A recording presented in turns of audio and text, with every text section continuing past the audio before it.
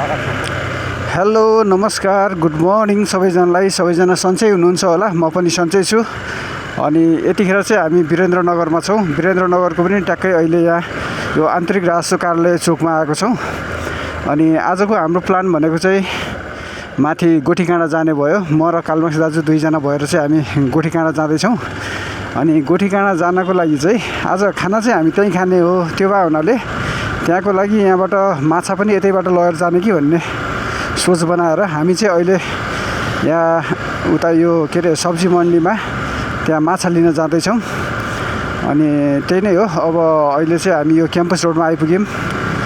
Campus रोडबाट रङ्गशाला हुँदै हामी चाहिँ उता सब्जी मन्डी जान्छौँ। सब्जी मन्डीमा गएर 1 केजी जति दुई भाइको लागि 1 केजी जति माछा लगेर अनि गोठीकाँडामा गएर चाहिँ आज खाना त्यतै खाने विचार गऱ्यौँ। ल अहिले चाहिँ हामी यो रङ्गशाला क्रस भएर बस पार्क नजिक आइपुग्यौँ। अब बस पार्कबाट चाहिँ हामी सब्जी मन्डी पुग्दैछौँ। अबको 1 मिनटमा चाहिँ हामी सब्जी मन्डी पुग्छौँ। त्यसपछि माछा किन्छौँ। माछा लिएर दुई भाइ चाहिँ माथि डाँडातिर जान्छौँ। अनि आज चाहिँ वीरेन्द्रनगरमा एकदम चिसो छ, ढपक्कै बादलले ढाकेको छ। अनि माथि डाँडातिर चाहिँ घाम लागिरहेको छ अरे। त्यो भए हुनाले यसो माथि डाँडातिरै घाम पनि ताप्ने, यसो एउटा दुईवटा भिडियो फोटोसोटो खिच्ने, भिडियो बनाउने, अनि त्यसपछि घुम्ने होइन। त्यसैको लागि चाहिँ दुई भाइ जान लाग्छौँ। कुन चाहिँ हो?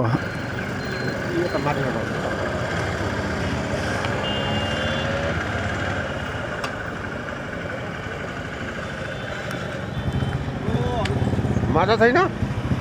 माछा ठ्याक्कै यो भ्याली भ्यूको पछाडिपट्टि ठ्याक्कै हो। ठ्याक्कै भ्याली भ्यूको पछाडिपट्टि। ल त किन आज बन्द छ त? त्यो सापडा घर छ नि भ्याली भ्यूको ठ्याक्कै पछाडि, त्यही चोकैमा। ल त त्यहाँ त खुला हुन्छ। त्यहाँ त खुल्ला जिम्दै माछा सबै यिनीहरू बस्नु छ क्या त्यहाँ। आज क्रिसमस मनाहन म पक्कै पनि। ल यहाँ सब्जी मन्डीमा चाहिँ अहिले माछा पाइँदैन रहेछ। आज क्रिसमसको दिन भएको हुनाले आज चाहिँ क्रिसमस डे पनि हो है। ल सबैजनालाई चाहिँ मेरी क्रिसमस। अनि यहाँ सब्जी मन्डीमा चाहिँ आज क्रिसमस मनाउन गएको हुँदाखेरि माछा नपाइँदो रहेछ। अनि कताबाट जाऊँ? यताबाट। अनि माछा लिनको लागि चाहिँ हामी यो भ्याली भ्यू होटल पछाडिपट्टि चाहिँ माछा पाउँछ अरे। त्यहाँ चाहिँ 12 महिना 24 घन्टा चाहिँ माछा पाउँछ अरे त्यहाँ। अनि त्यो भावनाले माछा लिन चाहिँ हामी अहिले यहाँ भ्याली भ्यू होटल पछाडि जाँदैछौँ।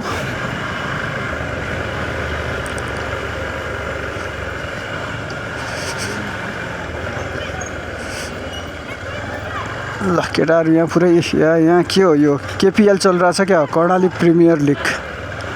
यहाँ यो माछा पाउने ल यसमा पाउँदो रहेछ है माछा। उता बन्द भए पनि यो सञ्जीव माछा एन्ड मासु सप्लायर्समा चाहिँ माछा पाउँदो रहेछ। दाजु के छ त? सब ठिक छ भैया। हो कस्तो लागिरहेछ अहिले डाँडा जान लाग्छौँ? जाडो छ। अब माथि हामी चाहिँ माछा लगेर माछासित सुप बनाएर खाँदाखेरि आङ चाहिँ फेरि तातो भइहाल्छ। यो पुस महिनाको आज 10 गते। आज क्रिसमस पनि रहेछ। आज क्रिसमस डे पनि हो। क्रिसमस डेको सबैलाई जस कहाँबाट जुर्छ है यस्तै। अब घुम्न जाने यताउता भनेपछि अब थाहा थिएन नि त, बिहानसम्म क्रिसमस डे भन्ने थाहा थिएन। माछा लगेर माथि फर्ममा गएर खाएर एक्जाम चेस खेलेर चेस ल्याएनौँ त। ल्याएनौँ। ठिकै छ।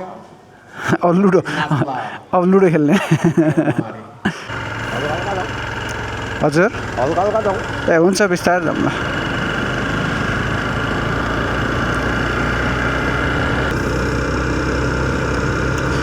ल अहिले चाहिँ हामी यहाँ कपासे आइपुग्यौँ। अनि तल बजारमा चाहिँ त्यस्तो अब बादल लागिरहेछ है। बादल लगाएर हुसु लगाएर पुरै चिसो छ एकदमै।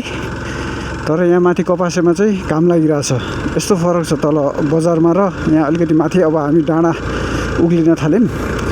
यो डाँडा उक्लिने ठाउँमा र तर बजारमा चाहिँ यस्तो फरक छ क्या यहाँ।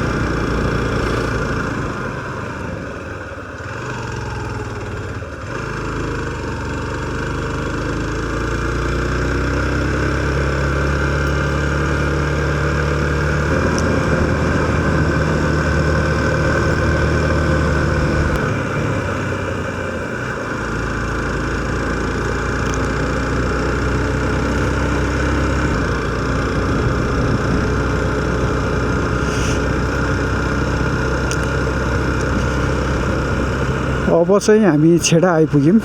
अब यो छेडाबाट चाहिँ हाइवेलाई छोडेर यो चाहिँ यहाँबाट माथि दैलेख जाने रोड हो। दैलेख जाने रोडलाई छोडेर हामी चाहिँ यता गोठीकाँडातिर लाग्छौँ।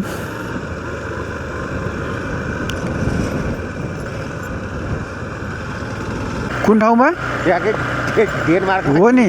डेनमार्क, फिनल्यान्ड अनि नर्वेमा त्यहाँ घामै लाग्दैन रे आजकल। जुते भयो लगभग अब यो कहिलेसम्म भन्दाखेरि हजुरको वैशाख जेठसम्म घाम लाग्दैन रे त्यहाँ।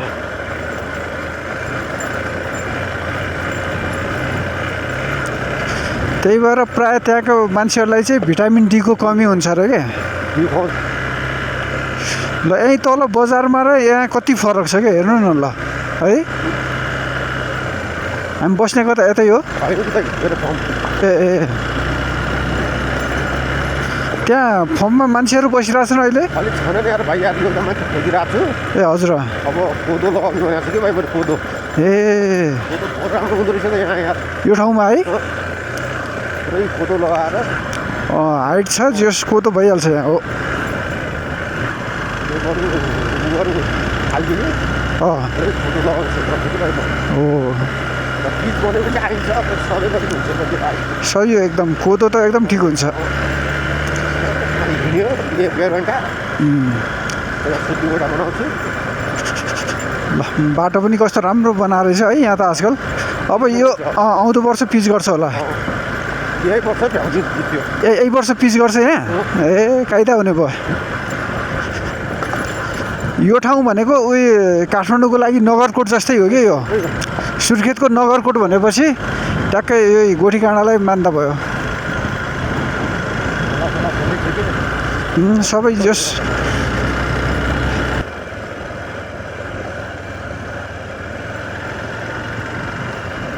पाहाडा ताकेर सम्म गरेको।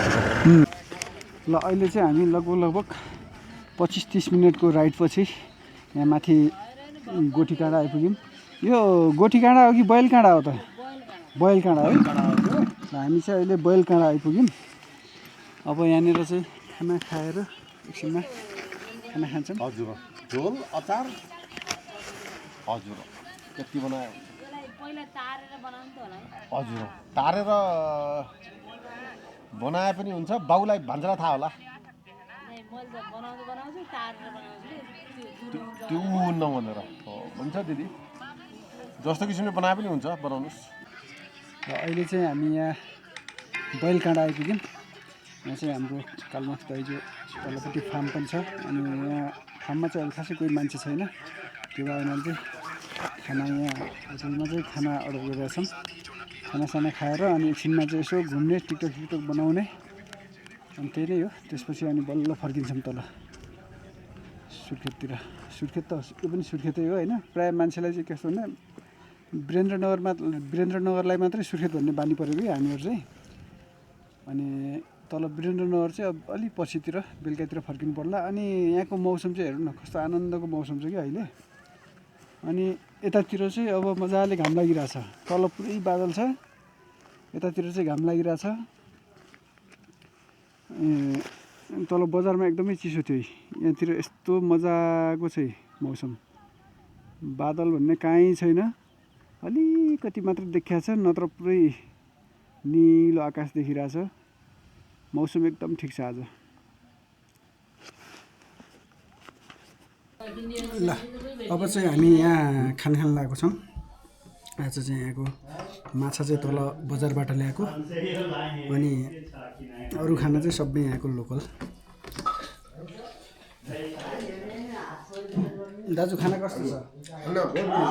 हो जसमाथि डाँडामा आएर खाना थाल्यो भने त्यति मिठो लागिहाल्छ कि चिसोले पनि खाना चाहिँ मिठो लागेर।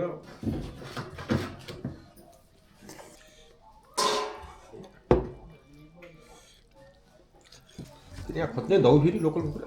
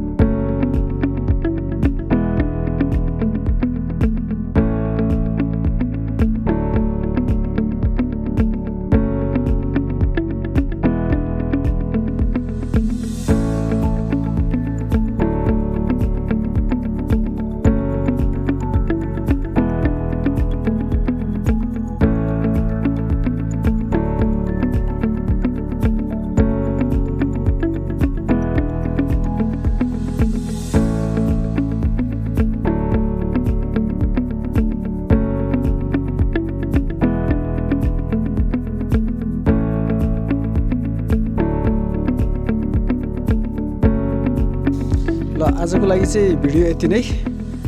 जस दुई दाजुभाइ आयौँ माथि। हामी खास बिहान चिया खाने भनेर भेट्न खोजेको, अनि चिया खाँदा खाँदै चाहिँ डाँडा जाने भनेर प्लान बनायौँ। अनि त्यही अनुसार चाहिँ माथि डाँडामा आयौँ।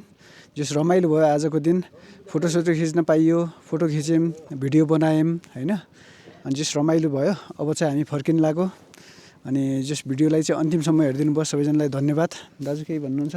र सबैलाई धेरै धेरै धन्यवाद। आज हामी चिया खाउँ भनेर हिँड्या मान्छे, खाना हामी यो खाना नास्ता सबै खाना यहाँ चाहिँ गोठीकारा भन्दा यतातिर बैलकारामा आयौँ हामी।